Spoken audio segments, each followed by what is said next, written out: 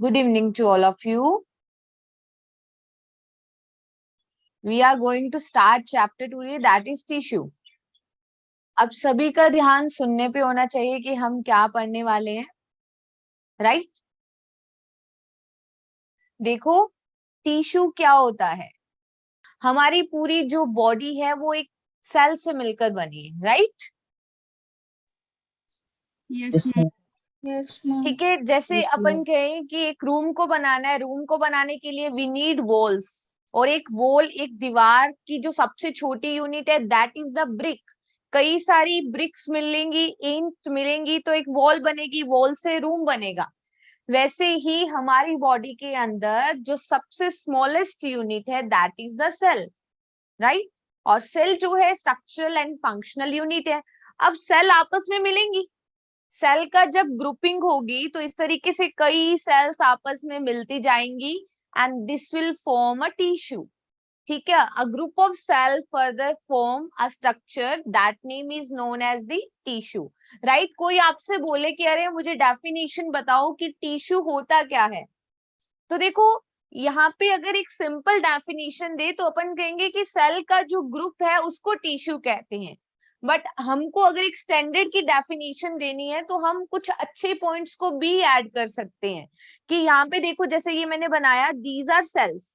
ठीक है, सेल के बीच में कुछ कुछ स्पेस भी होगा जिसको बोलेंगे intercellular space. The space between the cell is known as the intercellular space. तो cells along with this intercellular space is known as the tissue, right? अगर अपन को और भी अच्छी डेफिनेशन देनी है ना, अपन को अपने कंसेप्ट के अंदर क्लियरिटी लेके आनी है, तो हम बोलेंगे, आपके माइंड में आ सकते हैं कि मैम ये जो सेल्स है क्या वो सिमिलर है या डिसिमिलर है? सो टिश्यू को बनाने के लिए सेल सिमिलर भी हो सकती हैं, सेल डिसिमिलर भी हो सकती हैं। अगर सेल सिमिलर सेल है, सिमिलर सेल्स का ग्रुप है, ठीक है, तो वो क्या बनाएंगी? Simple tissue. अगर कई सारी डिफरेंट सेल्स मिल रही हैं तो वो क्या बनाएंगी? Complex tissue, right? Similar cell का ग्रुप और डिसिमिलर सेल का ग्रुप मिलके क्या बनाता है? टिश्यू बनाता है। तो सिमिलर सेल सिंपल टिश्यू बनाएगा और डिसिमिलर सेल्स होंगी तो वो कॉम्प्लेक्स टिश्यू बन जाएगा, राइट? तो अगर आप टिश्यू की डेफिनेशन लिखना चाहते हैं then we can write this: a group of similar or dissimilar cell is known as the tissue. क्या आपको इतना पॉइंट क्लियर हुआ सभी को? Tell me in the chat box please, जल्दी से बताइए, फिर आगे बढ़ते हैं। Very good Nandini, Shreyanshu, Atul, Shruti, Yashika, Nitin, Akshita, Sarika, Janvi, Krish, Sarthak, Lakshdeep, Priyanka. Okay, ठीक है, सभी को क्लियर हो रहा है? मतलब सभी, देखो मैं लास्ट में क्वेश्चंस भी पूछूंगी तो मुझे पता चलेगा आपने पूरी क्लास में कितना अटेंटिवली सुना है।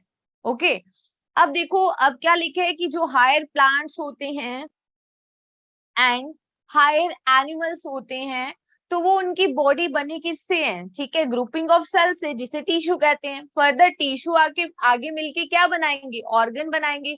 और जब कई सारे ऑर्गन मिलके क्या बना देते हैं? ऑर्गन सिस्टम बना देंगे। जैसे हमारे अंदर डिफरेंट टाइप के सिस्टम है, like digestive system, respiratory system, circulatory system. Okay, तो इस तरीके से क्लस्टर ऑफ सेल्स, सेल्स के गुच्छे मिलके टिश्यू बना रहे हैं। टिश्यू क्या करते हैं? फंक्शन को इम्प्रूव करते हैं। ठीक है, फर्दर उनके अंदर क्या होता है? Functioning of align, division of labour, उनके अंदर फर्दर डिवीजन भी होगा। ठीक है, और ईच टिश्यू जो होता है बॉडी के अंदर that is performing specialised function. जैसे हम बात करें, हमारी बॉडी के अंदर जो फ्लूइड प्रेजेंट है मेनली दैट इज ब्लड। और ब्लड क्या है? क्या ब्लड एक सेल है? क्या ब्लड एक टिश्यू है? या ब्लड एक ऑर्गन है? Then the answer is what, कि ब्लड इज अ टिश्यू। ठीक है, ब्लड टिश्यू होता है जो कि स्पेशलाइज फंक्शन कर रहा है। एज यू नो, ब्लड कितना इंपॉर्टेंट फंक्शन कर रहा है। ठीक है, अब देखिए नेक्स्ट,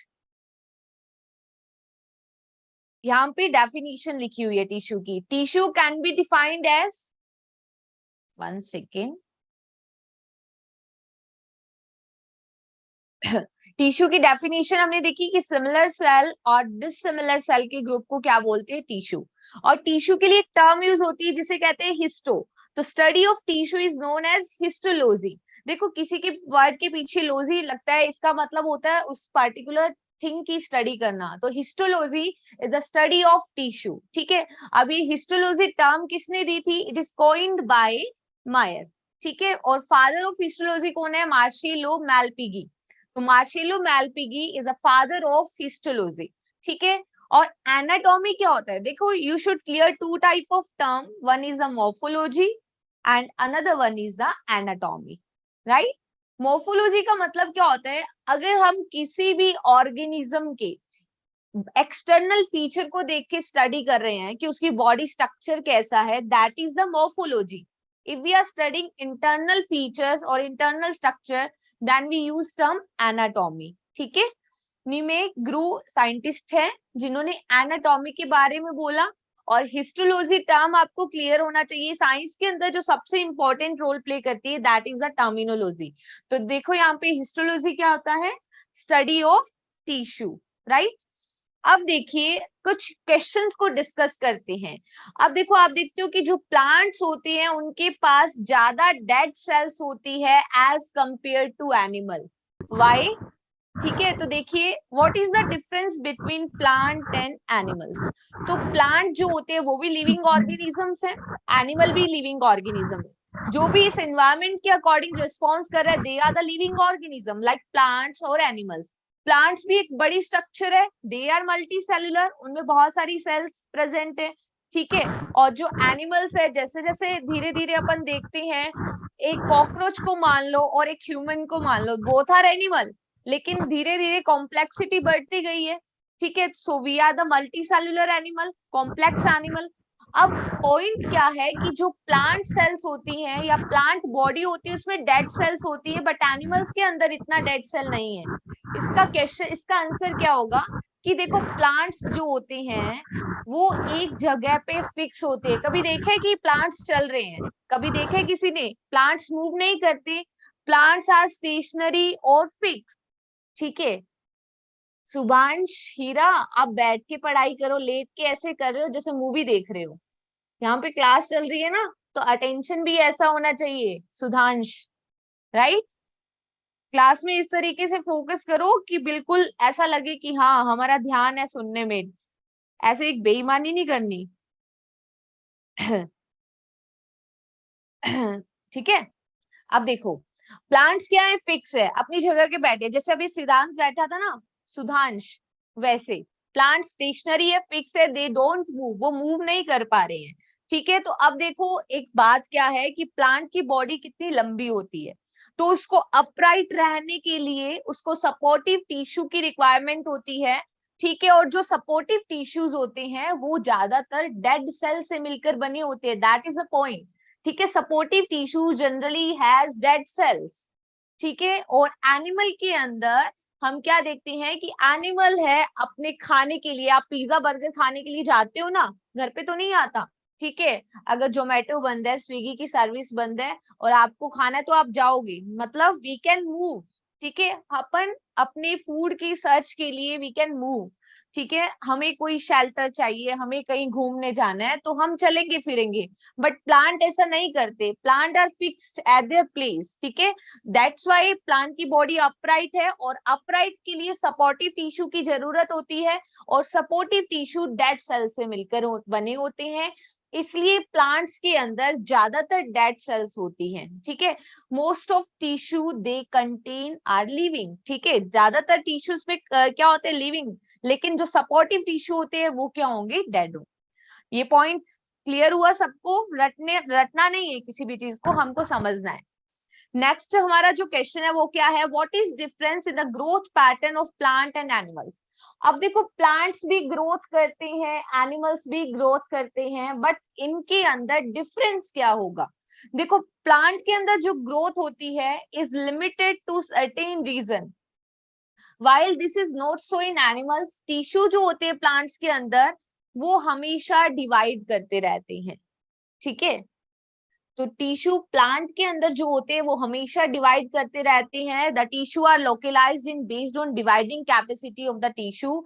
ठीक है, प्लांट के अंदर डिफरेंट टाइप के टिश्यूज हैं, कौन टिश्यू कितना डिवाइड करता है या कोई टिश्यू डिवाइड नहीं करता, कुछ अलग फंक्शन करता है, इसके बेसिस पे प्लांट के अंदर टिश्यू को कैटेगराइज कर दिया गया है कि भाई ये टिश्यू ये काम करेगा, ये टिश्यू ये काम करेगा।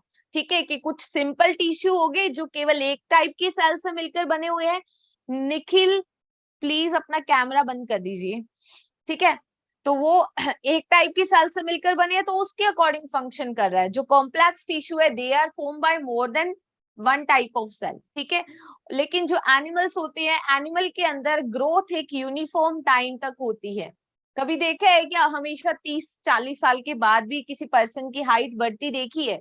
नहीं होती ना, उसकी भी 1920s के अराउंड एज होती है, उसके बाद नहीं होती हाइट ग्रो। ठीक है, तो प्लांट के अंदर कुछ टिश्यू ऐसे होते हैं जो हमेशा ग्रो करते रहते हैं, बट एनिमल के अंदर ऐसी सिचुएशन नहीं है। ठीक है, the structural organisation of organ and organ system is far more specialised और कॉम्प्लेक्स इन एनिमल। ठीक है, अब आपने देखे कि प्लांट के पास डाइजेस्टिव सिस्टम है, क्या प्लांट के पास है स्टमक इंटेस्टाइन? बट ह्यूमन के पास है, हायर एनिमल के पास है। तो एनिमल की जो बॉडी के अंदर जो टिश्यू है वो वेल ऑर्गेनाइज्ड होके अलग अलग सिस्टम को बना रहे हैं, ऑर्गन बनेंगे, then after organ system will form. ठीक है, क्या आपको यहां तक मेरी कुछ बातें समझ में आई? Let me know in the chat box, yes और नो। कुछ बातें पल्ले पड़ रही हैं आप लोगों के, या बस ऐसे ही ईयरफोन लगा रखे हैं? यस महक, नंदिनी, नितिन, हर्षित, कृष्ण, ओके ओके ओके, मतलब सुन रहे हो। लास्ट में मैं चेक करूंगी कितना सुन रहे हो अच्छे से। ठीक है, लास्ट में देखेंगे। अब देखिए, plants are stationary, so they require more of supportive tissue for obtaining structural strength. Most of these tissues are dead and hence they are provide more mechanical strength. अब देखो, प्लांट को सपोर्ट चाहिए, इसलिए support जो tissue होते हैं they are form by dead cell, और वो उनको मैकेनिकल स्ट्रेंथ देते हैं ताकि प्लांट एक जगह पर फिक्स रहे। ठीक है, they require less energy for their maintenance. हम चलेंगे, हम फिरेंगे, हम घूमेंगे, we need more energy, but plant are stable at their place and so they required less energy for their maintenance, right? अब देखो नेक्स्ट क्या है। अब प्लांट की टिश्यू को हमने डिफरेंट फॉर्म में कैटेगराइज कर दिया गया है। एक सेकेंड। ठीक है, क्लासिफिकेशन ऑफ प्लांट टिश्यूज। अगर हम प्लांट टिश्यू का क्लासिफिकेशन देखें, देखिए क्लासिफिकेशन ऑफ प्लांट टिश्यू। अब देखो, प्लांट को मेनली टू टाइप्स में डिवाइड कर दिया गया है। One is meristematic tissue, another one is permanent tissue. Meristematic tissue जो होते हैं प्लांट के अंदर ऐसे टिश्यू है जो डिवाइड होते हैं। ठीक है, अब मेरिस्टेमेटिक टिश्यू को किस बेसिस पे डिवाइड किया गया है? सबसे इंपॉर्टेंट पॉइंट क्या होता है किसी भी कंसेप्ट का, अगर किसी चीज को क्लासिफाई किया गया है तो हमको उसका बेसिस पता होना चाहिए कि हम किस बेसिस पे उसको क्लासिफाई कर रहे हैं। तो मेरिस्टेमेटिक टिश्यू को उसकी पोजीशन के बेसिस पे क्लासिफाई किया गया है। अब देखो, एपिकल मेरिस्टेम, इंटरकैलरी मेरिस्टेम और लैटरल मेरिस्टेम। एपिकल का मतलब होता है the thing which is present eight tip.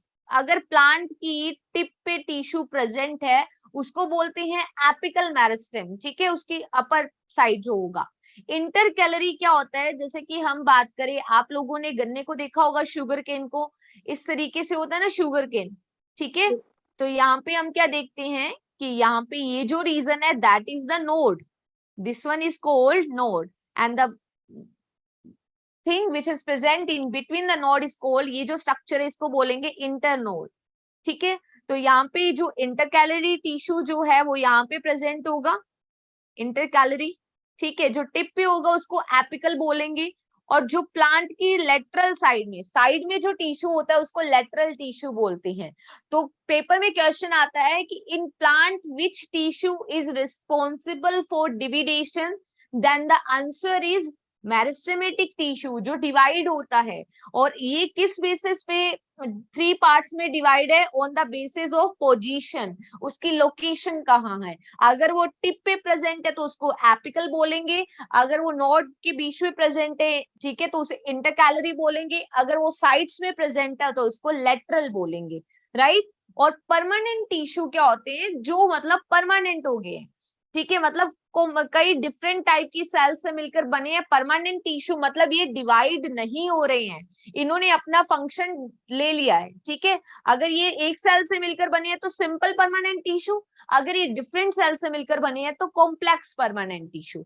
अब यहाँ पे सिंपल परमानेंट टिश्यू भी आगे कई टाइप से डिवाइड है, वो किस बेसिस पे है, on the basis of deposition, कि किस टाइप का डिपोजिशन है सेल्स के अंदर, कौन से सब्सटेंस का, कि लिग्निन का डिपोजिशन है, या सिंपल की कौन सी सेल लाइव है कौन सी डेड है, उस डिपोजिशन के बेसिस पे सिंपल टिश्यू कितने टाइप्स में डिवाइड है, 3, parenchyma, collenchyma and sclerenchyma, right. और कॉम्प्लेक्स टिश्यू है वो किस बेसिस पे डिवाइड है, on the basis of function. सबसे इंपॉर्टेंट यहाँ पे जो आपको बात ध्यान रखनी है, वो हमको पता होना चाहिए कि टिश्यू को किस बेसिस पे डिवाइड किया है। अब मान लो वन वर्ड पेपर में क्वेश्चन आ जाए, there are two type of complex tissue, one is xylem and another one is phloem.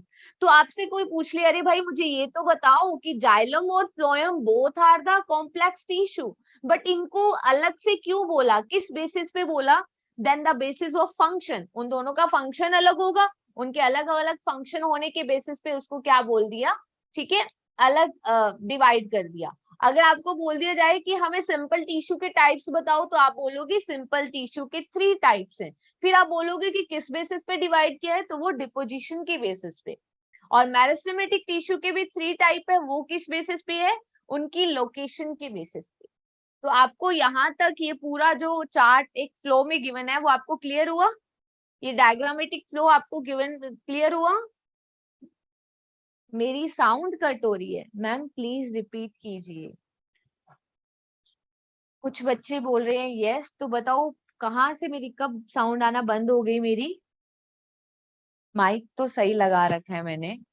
अभी क्लियर हुआ? चलो मैं एक बार 5 मिनट में इसको रिपीट कर देती हूँ, ठीक है। हमने क्या देखा, प्लांट टिश्यू का क्लासिफिकेशन देख रहे हैं। मैं इसको इरेज करके दोबारा से एक बार क्लियर कर देती हूँ, जिनको समझ आ गया उनको याद ही हो जाएगा अगर एक टाइम और बोलूंगी तो, ठीक है। Ma'am your sound is clear, आपकी मेरी साउंड क्लियर है, कुछ बच्चे बोल रहे हैं साउंड क्लियर नहीं है। तो जिनके लिए साउंड की प्रॉब्लम है, हो सकता है वो आप अपने घर के जिस एरिया में बैठे हो वहां नेटवर्क प्रॉब्लम हो थोड़ी बहुत, तो जहां नेटवर्क प्रॉपर आता है वहां शिफ्ट हो जाओ, ठीक है। और इस चीज को मैं एक बार 2-3 मिनट्स रिपीट कर रही हूँ, ध्यान से सुन लेना। प्लांट का क्लासिफिकेशन करना है, प्लांट को अलग अलग डिफाइन करना है कि प्लांट के टिश्यू जो है किस बेसिस पे डिवाइड किए गए हैं। तो प्लांट में एक तो मेरिस्टेमेटिक टिश्यू है और एक परमानेंट टिश्यू है। मेरिस्टेमेटिक टिश्यू डिवाइड होते हैं, परमानेंट डिवाइड नहीं होंगे। Meristematic tissue further different type के होते हैं, उनका बेसिस होता है कि उनकी पोजीशन अलग अलग है, इस बेसिस पे। परमानेंट टिश्यू एक टाइप की सेल से मिलकर बने हैं तो सिंपल परमानेंट टिश्यू, अगर वो कई टाइप की सेल से मिलकर बने हैं तो complex tissue. Simple tissue deposition के बेसिस पे फिर 3 टाइप्स में डिवाइड है, और कॉम्प्लेक्स टिश्यू अपने फंक्शन के बेसिस पे फिर 2 टाइप्स में डिवाइड है, राइट, ठीक है। रुको बाहर जाते हैं, हाँ ठीक है मानी जाइए आप, जहाँ पे नेटवर्क आता है वहां पे। कहीं ऐसा नहीं हो कि हाँ आप एनिमल हो, यू कैन मूव, तो चलो पिज्जा बर्गर खाने चलते हैं, अभी क्लास चल रही है ना, तो अभी क्लास अटेंड करो, ठीक है। अब देखो मेरिस्टेमेटिक टिश्यू की बात करें तो मेरिस्टेमेटिक टिश्यू के बारे में डिटेल में पढ़ते हैं। It is a plant tissue of thin wall. अभी मेरी एक एक बात को ध्यान से सुनना, अगर ध्यान से सुनोगे तो रटना नहीं पड़ेगा, अदरवाइज फिर रटना की फिर आंखें बंद करके ऐसे रटते रहना, मेरिस्टेमेटिक टिश्यू थिन वॉल्ड होते हैं, थिन वॉल्ड होते हैं। बट एक बार रीजन समझ आ गया कि वो थिन वॉल क्यों होते हैं तो फिर रटना नहीं पड़ेगा। मैंने अभी आपको बोला कि प्लांट के अंदर ऐसा टिश्यू जो डिवाइड होता है that is the meristematic tissue. और डिवाइड होने के लिए कोई अगर थिन उसकी प्लांट, अब आप देखो प्लांट है तो प्लांट के पास सेल वॉल तो होती है, हमारे पास सेल वॉल नहीं है बट प्लांट है सेल वॉल। अब प्लांट की सेल वॉल अगर थिन होगी, पतली होगी, तो वो इजीली डिवाइड हो पाएगी ना। अगर ये थिक वॉल होती, thick wall help in the protection, but the main function of meristematic tissue is the division. तो यहाँ पे प्लांट की जो सेल है वो थिन वॉल्ड होगी, ये कॉम्प्लेक्सली अरेंज रहते हैं एक दूसरे से, इमेच्योर सेल्स हैं, ठीक है, और इमेच्योर सेल है और उनके पास पोटेंशियल होता है कि वो डिवाइड हो और जल्दी से नई नई सेल्स बना दे। तो थिन वॉल होगी तो इजीली डिवाइड होगी। दूसरा पॉइंट क्या होता है, इनके अंदर साइटोप्लाज्म बहुत अच्छा खासा होता है। ठीक है, आपको पता है कि प्लांट की आउटर कवरिंग सेल वॉल है, सेंटर में न्यूक्लियस है और बीच में क्या प्रेजेंट होता है, साइटोप्लाज्म। और साइटोप्लाज्म हेल्प करेगा डिवाइड होने में, तो इसलिए इनका साइटोप्लाज्म डेंस रहेगा। ठीक है, साइटोप्लाज्म अच्छा खासा होता है मेरिस्टेमेटिक सेल्स के बाद। तो meristematic tissue is also called meristem भी बोल देते हैं। ठीक है, और मेरिस्टेमेटिक टिश्यू को बनाने वाली सेल्स ऑब्वियसली मेरिस्टेमेटिक सेल्स ही होंगी ना। ऐसे तो है नहीं कि वो मेरिस्टेमेटिक टिश्यू बना रही है और सेल का नेम परमानेंट टिश्यू के बेसिस पे होगा। Obviously they are the meristematic cells. अब देखो, the region where meristem is present can function as growth region. Growth कब होगी, जब सेल्स डिवाइड होगी। तो प्लांट के जिस पार्ट पर मेरिस्टेमेटिक टिश्यू प्रेजेंट होगा वो ग्रोथ करेगा, राइट। नई नई सेल्स प्रोड्यूस होंगी मेरिस्टेम में। ठीक है, लाइक मेरिस्टेमेटिक सेल्स के अंदर डिवीजन होगा। Slowly they grow, differentiate and mature into component of various tissue. पहले तो इमेच्योर सेल्स थी, वो ग्रोथ कर रही है, मतलब डिवाइड कर रही है। जैसे जैसे उनके अंदर डिविडेशन हो गया, उसके बाद वो स्लोली ग्रो करेंगी और फर्दर डिफरेंशिएट हो जाएंगी इनटू मैच्योर। ठीक है, मैच्योर सेल्स के अंदर। अब देखो, मेरिस्टेमेटिक टिश्यू के कैरेक्टरिस्टिक्स आपको ध्यान होनी चाहिए। इनकी शेप के बारे में, इनकी साइज के बारे में, इनकी सेल वॉल, इंटरसेलुलर स्पेस, ये सब बातें आपको पता होनी चाहिए। ठीक है, तो देखिए क्या वो पढ़ने जा रहे हैं हम। अब देखो, shape and size the sales.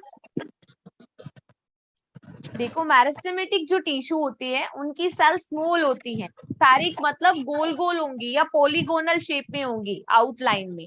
ठीक है, इनकी सेल वॉल किसकी बनी होती है, सेलुलोज की बनी होती है। ज्यादातर प्लांट की सेल हमेशा सेलुलोज की ही बनी होती है और थिन की होती है। मैंने आपको बता दिया, अगर ये थिक होती तो इजिली डिवाइड नहीं हो पाती ना। और इलास्टिक होगी, ठीक है, इलास्टिसिटी होगी उनके अंदर। अब इंटरसेलुलर स्पेस, मतलब एक सेल है ये मेरिस्टेमेटिक की, ये दूसरी सेल है, इनके बीच में इंटरसेलुलर स्पेस बहुत कम होता है और इसीलिए ये कॉम्पैक्टली एक दूसरे से अटैच प्रेजेंट होती हैं, राइट। तो आपको ये क्लियर होना चाहिए कि इनकी शेप और साइज स्मॉल होता है, सेल वॉल इनकी थिन होती है, सेलुलोज की बनी होती है, इनके बीच में इंटरसेलुलर स्पेस कम है, इसलिए वो कॉम्पैक्ट है। ठीक है, देन क्या है, सेल कंटेंट क्या है, इनका न्यूक्लियस लार्ज होता है।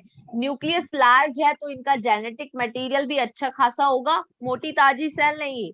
ठीक है, साइटोप्लाज्म इनका डेंस है क्योंकि डिवाइड होने के लिए कुछ तो न्यूट्रिशन फैक्टर चाहिए ना।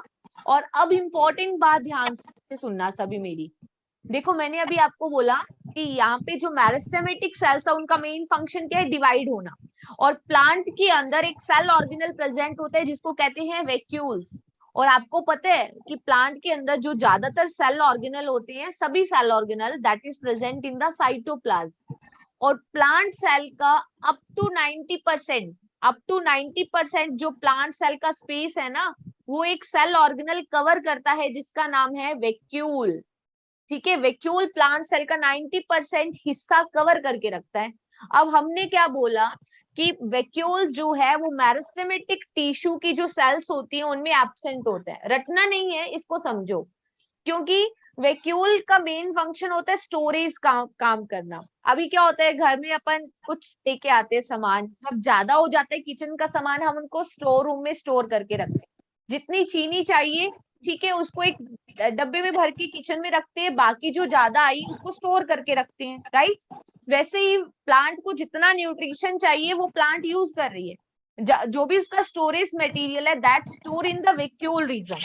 अब हमने क्या कहा, मेरिस्टेमेटिक का काम ही डिवाइड करना है, तो उसको स्टोरेज की जरूरत कहाँ पड़ रही है। तो वैक्यूल जो सेल ऑर्गेनल होता है that is absent in the meristematic cell because there is no requirement of storage. Plant cell जैसे ही बनी meristematic, they just need to divide more, right. क्या मेरी बातें क्लियर है, साउंड प्रॉपर आ रहा है? मुझे एक हिंट दे दीजिए आप बाय मैसेज कि मैम हमको समझ आ रहा है। Yes, ma'am. Okay, Yes, Pradyuman, ma'am. कोमल, महक, Yes, ma'am. Yashika, Nikhil, okay okay, समझ आ रहा है, वेरी गुड। लास्ट में जब क्वेश्चन पूछूंगी ना तब पता चलेगा कितने पानी में। अभी तो यस मैम हो रही है। फिर आता है एक्टिविटी। अब देखो एक्टिविटी, रेस्पिरेशन इज रैपिड। देखो जब सेल्स डिवाइड करती है तो रेस्पिरेशन बड़ा फास्ट हो जाता है। जैसे अब छोटा सा बेबी है, वो भी बढ़ रहा होता है, उसकी हाइट भी ग्रो कर रही होती है, तो बच्चे का भी कैसे रेस्पिरेशन रेट हाई रहेगा। There is high synthetic activity. Synthetic activity का मतलब होता है कुछ नई नई चीजें बनना, synthetic activity. Food supply is high. Obviously cell को डिवाइड होना है, फूड सप्लाई हाई होगी, but food is not stored. Store क्यों करके रखना है, कोई फ्यूचर का थोड़ी ना सोचना है। सेल बनी, उसको डिवाइड होना है, ठीक है। ग्रोथ के लिए रिस्पॉन्सिबल है meristematic cells. Meristematic cells grow and divide rapidly. तो ये सारे रिपीटेडली डिवाइड होती रहती है, ग्रो करती रहती है। अब फूड इसको ज्यादा चाहिए क्योंकि इसको डिवाइड होना है। इसको फूड इसलिए ज्यादा नहीं चाहिए कि इसको स्टोर करके रखना है, स्टोरेज तो होगा नहीं। समझ पा रहे हो या नहीं समझ पा रहे हो? Yes ma'am. इधर मुझे क्या चाहिए कमेंट कर रहे हो? मैम लास्ट में क्वेश्चन पूछोगे आप? बिल्कुल माही पूछूंगी, नहीं बताया तो फिर देख लेना, ऑनलाइन ऑनलाइन पनिशमेंट दूंगी फिर मैं आपको, ठीक है। अभी देखो डायग्राम देखो,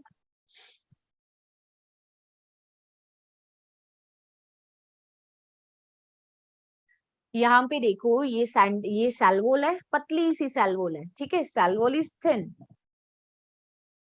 और सेंटर में क्या है, साइटोप्लाज्म। और सेंटर में तो न्यूक्लियस होगा, एंड न्यूक्लियस और सेल वॉल के बीच में क्या प्रेजेंट है, साइटोप्लाज्म। और साइटोप्लाज्म में क्या प्रेजेंट होते हैं, सेल ऑर्गेनल्स। बट सबसे इंपॉर्टेंट सेल ऑर्गेनल होते हैं वैसे तो vacuole, that help in the storage, but obviously it is absent in the meristematic cell, ठीक है। वैक्यूल एब्सेंट है। एक पॉइंट और बताऊं कि जो वैक्यूल होता है ना, वैक्यूल की जो मेम्ब्रेन होती है, अब देखो सेल के अंदर सेल ऑर्गेनल है, डिब्बे में डिब्बे, ठीक है। सेल के अंदर सेल ऑर्गेनल है, सेल ऑर्गेनल के ऊपर भी मेम्ब्रेन्स होती है। और वैक्यूल की जो मेम्ब्रेन होती है ना, single membrane bound cell organelle है वैक्यूल, और इसकी मेम्ब्रेन को कहते हैं टोनोप्लास्ट। ये आप लोग इन 11th और 12th क्लास में पढ़ोगे, ठीक है। Tonoplast is the outer membrane of vacuole. अब फंक्शन देखो, फंक्शन क्या है, parent tissue growth. Meristematic tissue is the parent tissue from which other tissue develop. Parent tissue है, ठीक है, माता पिता है और कई सारे बच्चों को जन्म देगा, तो पेरेंट टिश्यू है, क्योंकि जो डिवाइड करने में रिस्पॉन्सिबल है वो पेरेंट टिश्यू है। ग्रोथ के लिए ऑब्वियसली हम इतनी देर से यही पढ़ते आ रहे हैं कि भाई मेरिस्टेमेटिक टिश्यू सेल के डिवाइड करने के लिए रिस्पॉन्सिबल है, सेल डिवाइड होती है। तो ग्रोथ यहाँ पे हम क्या देखते हैं, meristematic tissue takes part in growth by formation of new sales.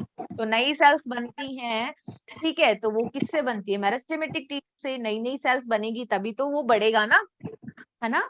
New organs, पढ़ेगा इंडिया तभी तो बढ़ेगा इंडिया। तो आप लोग पढ़ोगे तभी तो बढ़ेंगे हम लोग।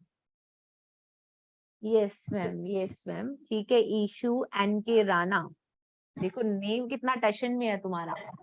New organ, plant continue to produce new leaves, ठीक है। मेरिस्टेमेटिक टिश्यूज डिवाइड कर रही हैं, प्लांट कंटिन्यू प्रोड्यूस कर रहा है, नई लीव्स बनेंगी, नए स्टेम, ब्रांचेस, फ्लावर्स, फ्रूट सब बन जाएगा। प्लांट बिल्कुल टिप टॉप तैयार हो रहा है। They are formed by meristematic cells, क्योंकि जो डिवाइड करेगा वही तो बनाएगा। अब होती इंजरी, क्या इंसान को ही चोट लगती है, प्लांट को भी तो चोट लगती है ना।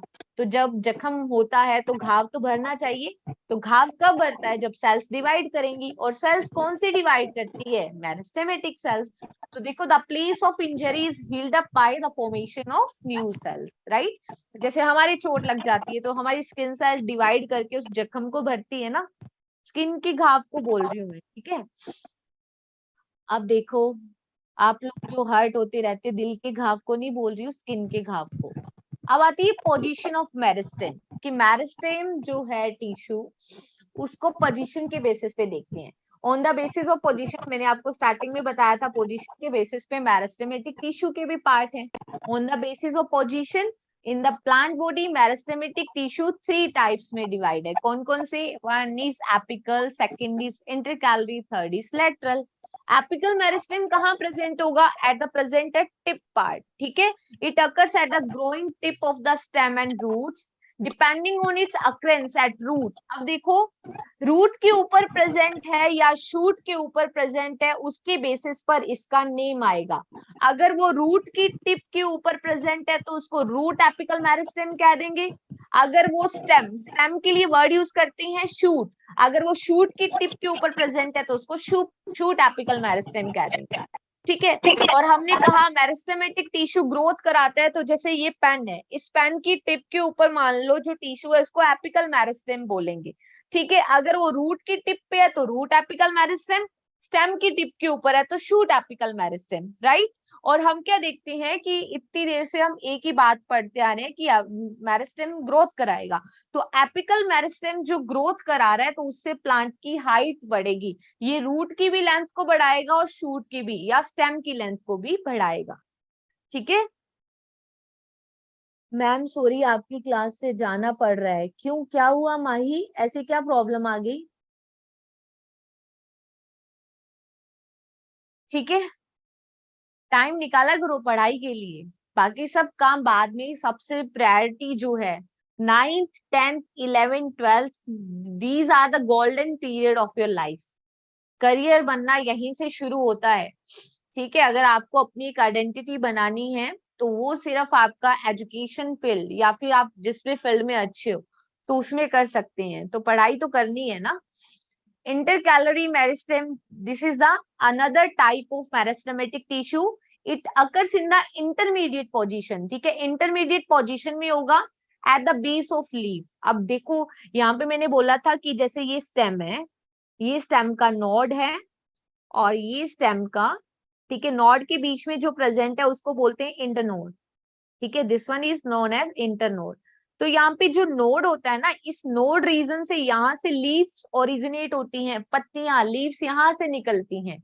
ठीक है, तो basis of leaf, basis of internode. ठीक है, ये इंटरनोड का जो बेस हो गया, जैसे कि शुगर केन गन्ने में या ग्रासेस में, या फिर नोड के ठीक है बिलो द नोड्स, जैसे कि मिंट पुदीना में होता है, वहां पे इंटर कैलोरी मेरिस्टेम होता है। और इंटर कैलोरी मेरिस्टेम का फंक्शन क्या है, ये हेल्प करता है ग्रोथ, लीफ की ग्रोथ में। ठीक है, और इंटरनोड्स की भी ग्रोथ कराता है। ठीक है, लंबे लंबे इंटरनोड्स बनते जाते हैं, तो वो जो इंटरनोड की ग्रोथ कराने के लिए रिस्पॉन्सिबल मेरिस्टेमेटिक टिश्यू है ना, दैट इज द इंटरकैलोरी मेरिस्टेम। और जो लेंथ को बढ़ाने के लिए रिस्पॉन्सिबल है, that is the apical meristem. जो रूट की लेंथ को बढ़ाने के लिए रिस्पॉन्सिबल है वो रूट एपिकल मेरिस्टेम, और जो स्टेम की ग्रोथ को बढ़ाने के लिए रिस्पॉन्सिबल है that is the shoot apical meristem. Clear the point? ठीक है।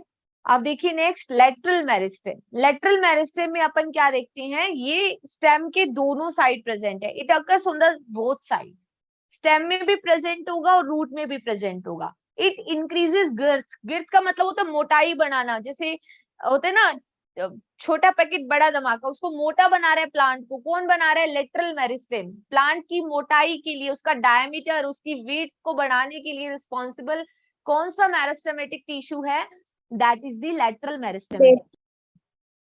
ठीक है, yes ma'am, yes ma'am, okay okay okay Nandini, ठीक है, वेरी गुड। ठीक है, तो ये क्या कर रहा है, डायमीटर बढ़ा रहा है स्टेम का भी और रूट का भी। वो कौन सा है, लेटरल मेरिस्टेम। लेटरल मेरिस्टेम दो टाइप्स के हो गए, वेस्कुलर कैम्बियम एंड कॉर्क। ठीक है। अब देखो कैम्बियम क्या होता है, what is cambium. Vascular cambium produce करता है secondary vascular tissue, secondary phloem, secondary xylem. देखो secondary phloem, secondary xylem, these all are the, ठीक है, क्या है, फ्लोएम कॉम्प्लेक्स टिश्यू है, जाइलम क्या है, कॉम्प्लेक्स टिश्यू है। ठीक है, तो कैम्बियम और कोर कैम्बियम, कोर कैम्बियम के लिए टर्म यूज करते हैं phellogen, produces A protective core on the outside. जो प्लांट आप देखते हो ना, प्लांट की जो बड़े बड़े ट्री होते हैं, उसकी जो बार्क होती है, उसकी जो छाल होती है, वो उसकी जो थिकनेस है, that is the due to the lateral meristem, right. अब देखो यहाँ पे डायग्रामेटिक व्यू से समझते हैं। ठीक है, देखो यहाँ पे देखो, ये रूट टिप है, 1 सेकेंड, ये रूट टिप है। ठीक है, रूट की जो टिप है उस पे जो टिश्यू है वो रूट एपिकल मेरिस्टेम है, और रूट को कवर करके रखने वाली जो कैप है उसको रूट कैप कहते हैं। और यहाँ पे ये देखो रूट में रूट हेयर्स प्रेजेंट होते हैं, ये रूट हेयर्स, ये पता है कितना इंपॉर्टेंट फंक्शन कर रहे हैं। प्लांट जो है इतना बड़ा ट्री, उसकी जड़ें तो जमीन पे है, कितने भी बड़े बन जाओ पैर तो जमीन पे ही रहेंगे। तो जो प्लांट है, जो ट्री है, उसकी रूट्स बिल्कुल जमीन के अंदर है, और ये जो रूट्स है उसके ऊपर जो रूट हेयर्स प्रेजेंट है, that is doing very very important function. Plant कितना भी क्यों नहीं बढ़ जाए, लीफ पानी खुद से नहीं पीती, उसको पानी तो कहाँ से जाएगा, जड़ों से ही जाएगा। आप लोग वाटर प्लांट्स को वाटर देते हो तो हमेशा आप पानी कहाँ डालते हो, सोइल में डालते हो। वो सोइल से ही पानी प्लांट की ईच एंड एवरी पार्ट तक पहुंचता है। तो रूट हेयर उस वाटर को एब्जॉर्ब करते हैं, कई सारे फोर्स लगते हैं। ठीक है, कोई टिश्यू है जिसका नाम है जाइलम टिश्यू, जो इतना इंपॉर्टेंट फंक्शन कर रहा है कि प्लांट की पूरी बॉडी तक वाटर ट्रांसपोर्ट करने में हेल्प कर रहा है। So root hairs are doing very important function, right. ये रूट टिप है, शूट, शूट मतलब स्टेम की बात की जा रही है। जो टिप पे प्रेजेंट है apical meristem, and you can write this shoot apical meristem. ठीक है, जो इंटरमीडिएट प्रेजेंट है that is the intercalary meristem, और जो साइड्स में प्रेजेंट होता है that is the lateral meristem. Lateral meristem is responsible to increase the thickness of plant, and apical meristem is responsible to increase the length of plant. Got my point? पढ़ रहे हो, सुन रहे हो, Yes, या ma'am. ध्यान कहीं और है? Yes, ma'am. बताओ। Yes ma'am, very good. Priyanka, Anju Bala, Yes, ma'am. Salaj, okay, very good, you all are listening me. ठीक है, आप ऑनलाइन क्लास में फोकस कर रहे हो, मतलब यू कैन डू एवरीथिंग। ठीक है, जिस फोन में आपका इंस्टाग्राम चलता है, जिस फोन में आपका व्हाट्सएप चलता है, एफबी चलता है, उस फोन में आप एक टीचर को अच्छे से रिस्पॉन्स कर रहे हो, मतलब बच्चे पढ़ने वाले हो, करियर की तरफ फोकस हो, है ना। इंस्टाग्राम पे अपने फॉलोवर्स को बढ़ाने के लिए जोर आता है, फॉलोइंग तो इजीली कर लेते हो, फॉलोवर्स कब बढ़ेंगे, जो आपकी परफॉर्मेंस जब पूरे जगह पता चले, हाँ ये बच्चा पढ़ने में इंटेलिजेंट है, फिर उसको सब सर्च करेंगे और फिर आपको फॉलो करेंगे, राइट। अब देखो डिफरेंस, अब हमको मीन समझ आ गया। अगर हमको मीनिंग समझ आ गया, then we can create the difference among this 3 types of meristem tissue. ठीक है, 3 टाइप के मेरिस्टेमेटिक टिश्यू कौन से हैं, we should understand on the basis of position, right. अब देखो पोजीशन क्या है, फंक्शन क्या है, हम सब देखते हैं। एपिकल मेरिस्टेम, क्या आप apical meristem, intercalary meristem, lateral meristem इन वर्ड से परिचित हो गए? आपको ये जाने पहचाने लगने लग गए क्या? बोलिए, you know all Yes, these ma'am. Words कि मैम क्या बोल रही है क्लास में? Yes, ma'am. समझ पा रहे हो? Yes, समझ ma'am. पा रहे हो या नहीं? Yes, ma'am. Yes, yes ma'am, okay okay, thank you very much. चलो अब हम जल्दी से अंदर पूछते हैं। मैम लास्ट में क्या बोल रहे थे, कोई क्या क्वेश्चन था किसी का? 1 सेकेंड, कहाँ गायब हो गया? बहुत सारे आगे मैसेज, इसलिए मैम मुझे दिख नहीं रहा क्वेश्चन। अगर किसी को कोई डाउट है then you can text in chat box. ठीक है, मुझे मिल नहीं रहा, दोबारा बोल दीजिए। चलो अब जल्दी से डिफरेंस पता करते हैं कि क्या डिफरेंस है, जो हमने पढ़ा है उसी को अप्लाई करना है। पोजीशन क्या थी? Apical, that is present at the tip region apex, shoot की टिप पे भी होता है, रूट की टिप पे भी होता है। इंटरकैलरी कहाँ प्रेजेंट है? इंटरनोड्स में, और आप बोल सकते हो लीव्स की बेस में। और मैंने आपको बताया कि लीफ लगती कहाँ है? नोड से, नोड से अराइज होती है लीफ। ठीक है, लेटरल मेरिस्टेम लेटरल साइड होगा, दोनों तरफ होगा, शूट के भी और स्टेम के भी, राइट। फंक्शन क्या है एपिकल मेरिस्टेम का? फंक्शन, ये एपिकल मेरिस्टेम है, और एपिकल मेरिस्टेम का फंक्शन क्या आएगा? ग्रोथ। ठीक है, that is responsible for growth in length. और जो यहाँ पे हमने देखा इंटरकैलरी, हाँ ठीक है, at the base of leaf, growth in length of leaves and internodes. ठीक है, लेंथ में करा रहा है ग्रोथ, लीव्स की भी, लीफ लंबी लंबी हो रही है, इंटरनोड्स ग्रोथ हो रही है। जैसे शुगर केन में आप देखते हो बड़े बड़े, हम वही शुगर गन्ना लेके आते हैं ना जिसके इंटरनोड बड़े होते हैं, उसकी जो पोरी होती है ज्यादा गन्ना आएगा खाने में, है ना। तो वो इंटरनोड्स की लेंथ, लीव्स की लेंथ, उसके लिए रिस्पॉन्सिबल कौन सा मेरिस्टेमेटिक टिश्यू है, that is the intercalary meristem. और मोटा ताजा कर रहा है प्लांट को, उसका डायमीटर बढ़ा रहा है, उसकी विड्थ बढ़ा रहा है, गिर्थ बढ़ा रहा है, that is the lateral meristem. ठीक है, अब देखो, अब हम क्या पढ़ रहे हैं आगे, एक्टिविटी देखिए। अब हम एक्टिविटी देखते हैं। To demonstrate the apical meristem causes in length of growth. अभी हमने एक थ्योरेटिकल बात पढ़ी कि जो एपिकल मेरिस्टेम होता है वो प्लांट की लेंथ को बढ़ाने के लिए रिस्पॉन्सिबल है। अब हम इसको प्रूफ कैसे कर सकते हैं। हमने 2 ग्लास के जार लिए, ठीक है, जार जो बड़े बड़े होते हैं ग्लास के बने हुए लिए, और हमने उसको वाटर से फिल कर दिया, और उनके अंदर हमने अनियन बल्ब को रख दिया, उसके अंदर हमने किसको रख दिया, अनियन को रख दिया। ठीक है, प्रत्येक जो हमने, ये देखो दीज आर 2 ग्लास, ठीक है, जो हमने ग्लास के बने हुए जार ले लिए, और इसके माउथ पर हमने क्या रख दिया, अनियन को रख दिया। ठीक है, such a way that stem base of the bulb dips in the water. जो अनियन का जो स्टेम रीजन है वो वाटर के अंदर डिप कर दिया, और धीरे धीरे हम उसको डेली ऑब्जर्व कर रहे हैं। तो उसमें हम देख रहे हैं कि रूट जो है वो डेवलप हो रही है from the base of the bulb in both the jar, उसमें रूट्स बनने लगी। ठीक है, फिर हमने उसकी लेंथ को मेजर किया। चौथे दिन, 4th दिन क्या हुआ, हमने 1 सेंटीमीटर लॉन्ग एपिकल पोर्शन को रिमूव कर दिया, क्योंकि जो रूट्स बढ़ रही हैं, क्योंकि रूट एपिकल मेरिस्टेम है तो वो ग्रोथ करेगा, लेंथ बढ़ेगी। हमने क्या कर दिया, 1 सेंटीमीटर लॉन्ग एपिकल पोर्शन को क्या कर दिया, रिमूव कर दिया off the roots of bulb 2। फिर हमने उस लेंथ को मेजर किया on the 5th and 6th day. तो हमें पता चलेगा कि अच्छा, प्लांट के अंदर जैसे बल्ब में है, हमने क्या ऑब्जर्व किया, it is seen that root of bulb 1 continue to grow on 5th and 6th day, they stop growing in case of bulb 2। तो इससे क्या डिफरेंस हुआ, हमने पहले तो दोनों को वाटर में रखा, दोनों ग्रोथ कर रहे हैं, दोनों की हमने रूट्स ऑब्जर्व की, एक ही रूट को हमने 4th दिन रिमूव कर दिया। फिर हमने क्या देखा कि एपिकल मेरिस्टेम जो होता है वो प्लांट की पूरी ग्रोथ के लिए रिस्पॉन्सिबल है, लेकिन जैसे ही हमने रूट एपिकल मेरिस्टेम को रिमूव कर दिया तो उसके अंदर ग्रोथ हुई नहीं। तो इससे पता चलेगा कि लेंथ कौन बढ़ा रहा है, apical meristem, right. Conclusion, apical meristem responsible होता है प्लांट की ग्रोथ के लिए। ठीक है, अब जैसे ना अपन को देखना है कि क्या कोई फंक्शन, जैसे अपन को ये देखना है कि हमारा स्टमक या हमारी इंटेस्टाइन, आपको पता है कि हमारी जो इंटेस्टाइन है that is doing very important function. हमारी जो स्मॉल इंटेस्टाइन है, हम जो कुछ भी खाते हैं पीते हैं वो कंप्लीटली डाइजेस्ट इंटेस्टाइन में होता है, कंप्लीटली एब्जॉर्ब इंटेस्टाइन में होता है।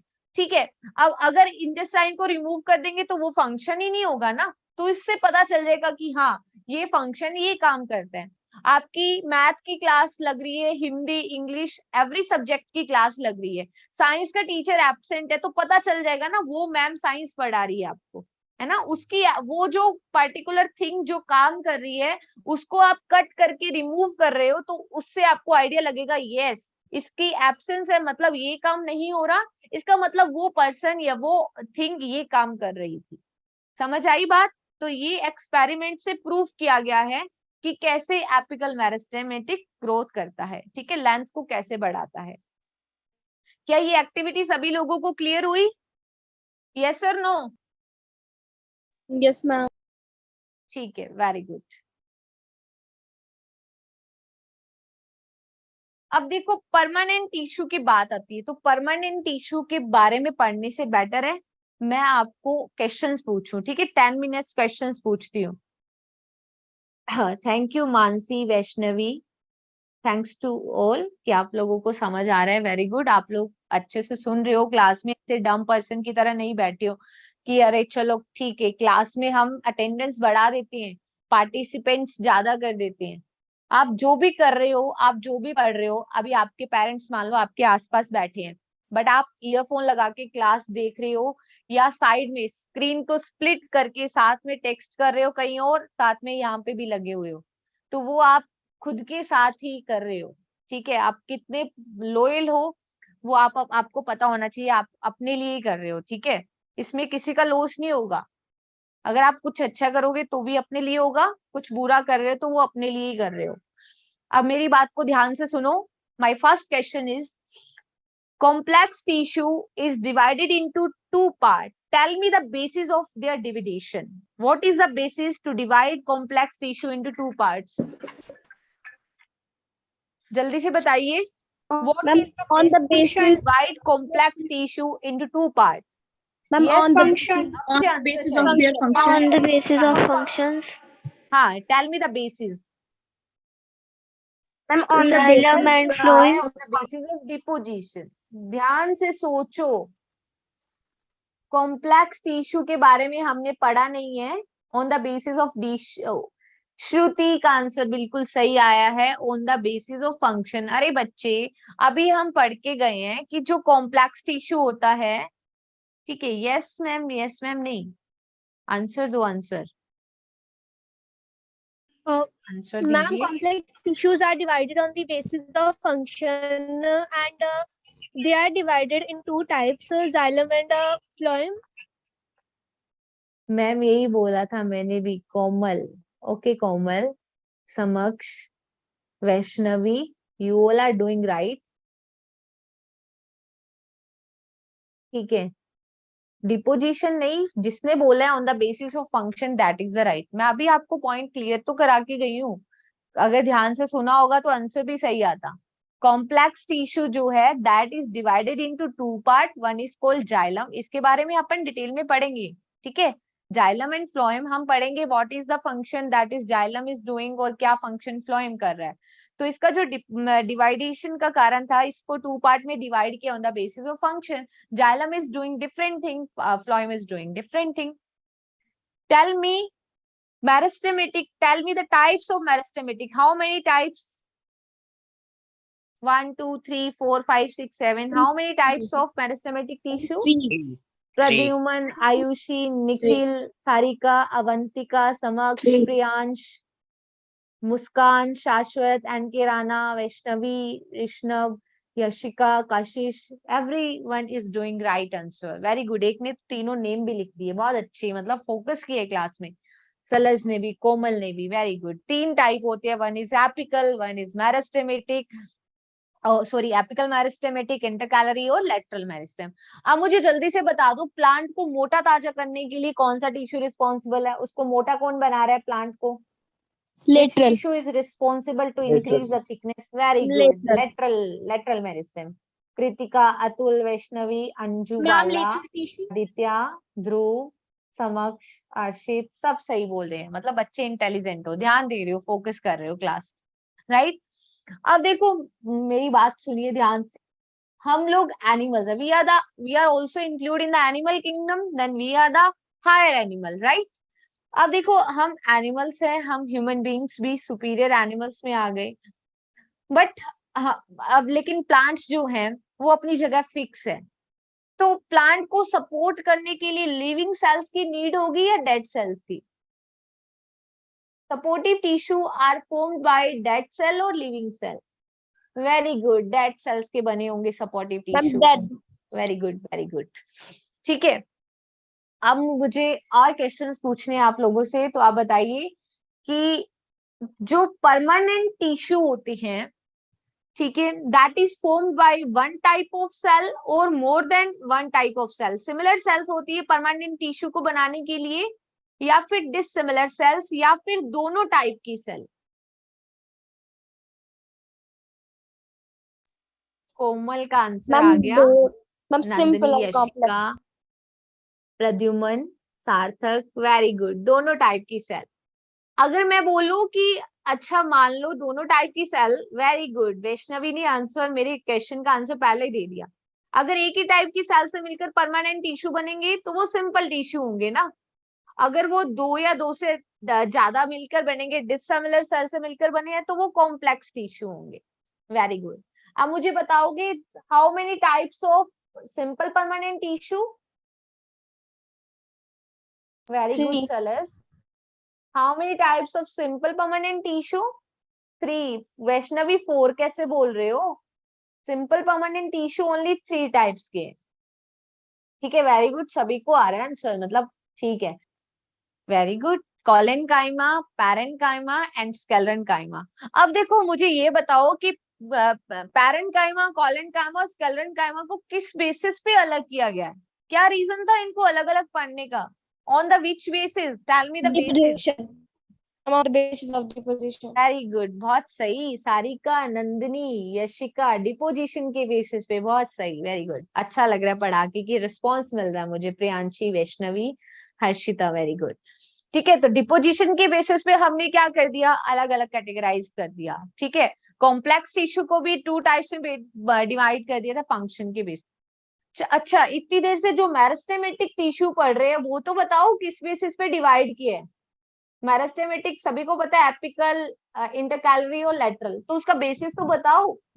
Very Ma'am, good, position and location. Sarika, Nandini, all are doing very well. Sarthak Sharma, सभी ने सही बोला, पोजीशन के बेसिस पे, लोकेशन के बेसिस पे, राइट। अब मुझे एक बात और बता दो कि कुछ की लीव्स छोटी होती है, कुछ की लीव्स बड़ी होती है ना? शुगर केन के इंटरनोड्स बड़े बड़े होते हैं, कौन सा टिश्यू रिस्पॉन्सिबल है उसकी लेंथ को बढ़ाने के लिए?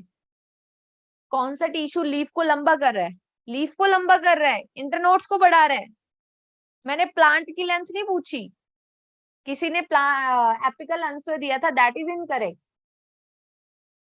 Other all are doing right. Intercalary meristem, ठीक है, तो intercalary meristem is responsible to increase the length of leaf, increase the length of internodes. ठीक है, तो आज हमारा स्टार्टिंग डे था। ठीक है, तो बाकी हम कल की क्लास में कंटिन्यू करते हैं। आज के लिए thank you very much to all of you.